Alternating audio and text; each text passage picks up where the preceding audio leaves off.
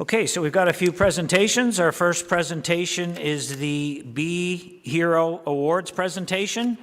A group of very cool people that have done some amazing things in our community, and we wanted to bring it to Council's attention and hand out a few certificates. So I'm going to turn it over to Councillor Richardson. Pat Warren is with us, and somebody else is with us. Oh, there's a whole bunch. I'm going to turn it over to Councillor Richardson and take it away. Go ahead. Thank you, and through you.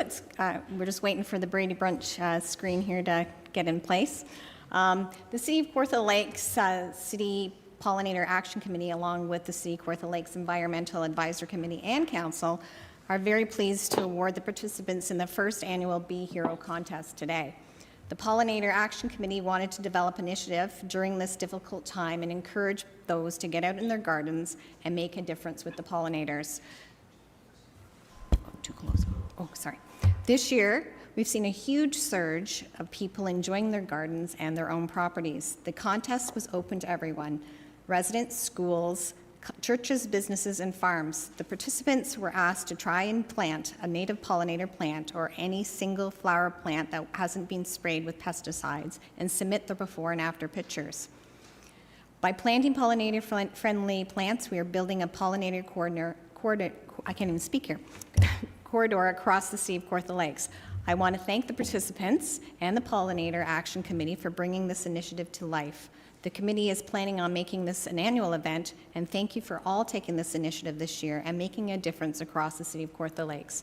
I'll hand it over now to Pat Warren, who's the chair of the Environmental Advisor Committee and Bee City Kawartha Lakes. Great. Thanks, Councillor Richardson. I want to thank the Pollinator Action Committee, the Bee City Kawartha Lakes, for bringing this initiative to life. But particularly, I want to thank Christine Zabados for suggesting the great initiative. Congratulations to all the winners. You'll be receiving a gift certificate to one of our native plant nurseries. Both of them are in Omimi. One is called Grow Wild, and the other one is Green Side Up. So here we go with the first annual Be a Hero winners in alphabetical order. Mary Lee Boston. She's the manager of Fenelon Falls and District Chamber of Commerce. There were many gardens and flower beds on our farm, and I've slowly been working to utilize the plants that already existed and update the gardens with pollinator-friendly plants and my favorite flowers. My goal is to create a space that is welcoming and relaxing for family and friends while offering a little glimpse of beauty for those who are driving by. It is a work in progress, and I look forward to the journey. Congratulations, Mary Lee. Yay. Glenna Burns. Thank you for recognizing the importance of pollinating insects. The wooden container was built by my husband Chuck last year to house zinnias on the deck. It is one of the many gardens I cultivate. Each year, I save seeds and start plants indoors in the spring. I love zinnias because of the colors and how many species they attract. This year, there were monarchs, bees, and other flyers on the flowers. Congratulations, Glenna.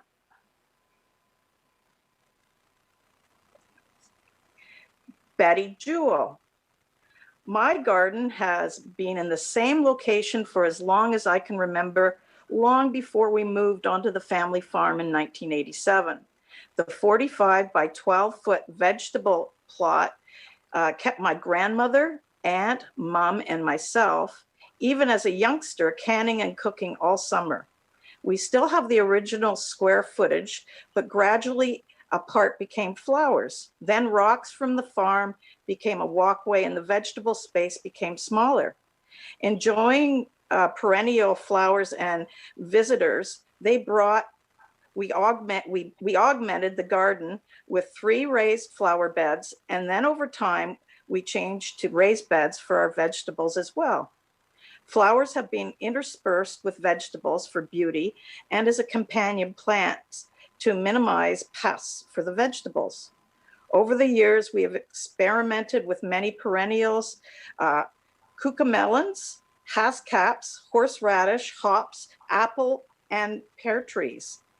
Many flowers are intentionally planted and promoted for our butterflies, bees, and some very friendly hummingbirds. Hardy sunflowers and hollyhocks arrive through accidental seeding and enjoy the season wherever they land in the garden. Flowers have their own seasons, so there is always something new to see. A seating area and arbor joined the garden this year, and we maintain hydration stations for our flying friends. Nothing is more peaceful than morning coffee or an evening cocktail, watching and listening to the birds, bees, and butterflies while marveling at the colors in nature. There's no better place to isolate. Well done, Betty, and congratulations. And then we have Jennifer Morris. My husband and I would never consider ourselves to have a green thumb, but we try to enhance our small garden out front of our house each year. This year, we decided to plant 2 ruby slipper oak leaf hydrangeas in the hopes to bring more color to our garden. At first, the blooms were white, but eventually turned to a beautiful dusty rose color. We were very happy with our purchase, with thanks for the local nursery who suggested them for our home. And we hope they bloom again in the spring for everyone to enjoy. Congratulations, Jennifer. Thank you. And then we have Catherine Petrowski.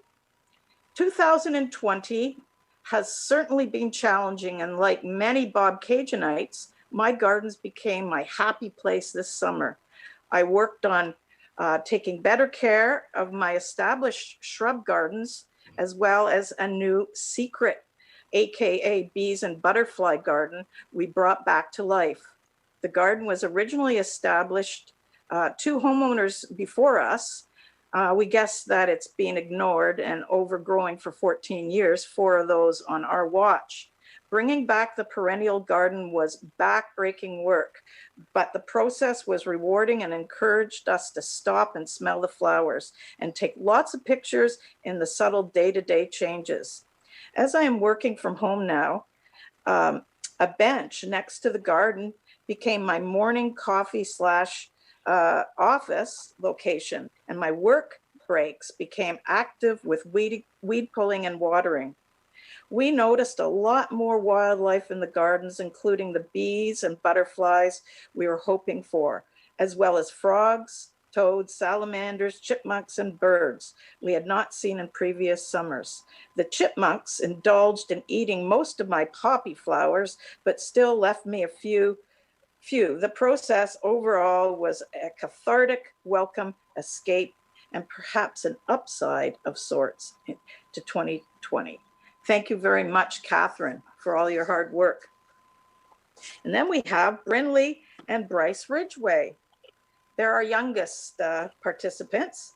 Our garden is in its 2nd year. Last year, we used a mix of annuals and 3 perennials, delphinium, hostas, and double cross. This year, we received a Canadian Wildlife Federation pollinator kit and added blanket flowers, asters, bee balm, and yarrow to attract bees and butterflies.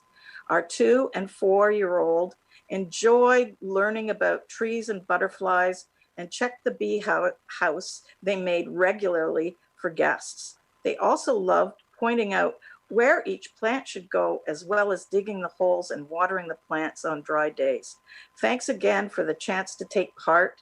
So many learning opportunities were brought to life and lots of memories were created. Thank you very much and congratulations. And finally, we have the Lindsay Community Garden. And Bonnie O'Neill, evidently she did the lioness's share of the work on the pollinator garden.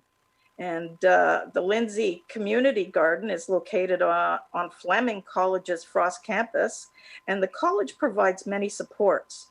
There are 85 plots tended by individual gardeners, many of whom include flowers to attract pollinators for fruiting vegetables. Featured in our entry, though, were our shared communal plantings, an orchard, and a large pollinator/herb garden that has been enhanced over the years.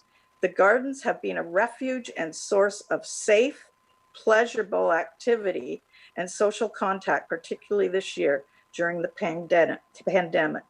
And that's from Jamie Morris, who's the president of the Lindsay Community Gardens. Congratulations, everybody, and thank you for all the hard work to support our pollinators. Thank you. Thanks, Pat. Appreciate that. Well done. Thank you. Thanks, everybody. On behalf of council, I'll just say thank you. When people in our community choose to take action, it certainly makes us a better place to live. And we very much thank you and appreciate you for improving our community. So on behalf of all of council, thank you, well done, and congratulations. Thank you. Thank you. And I'll just ask for a motion to receive the presentation and congratulate the award winners, please. Councillor Richardson and Councillor Yeo.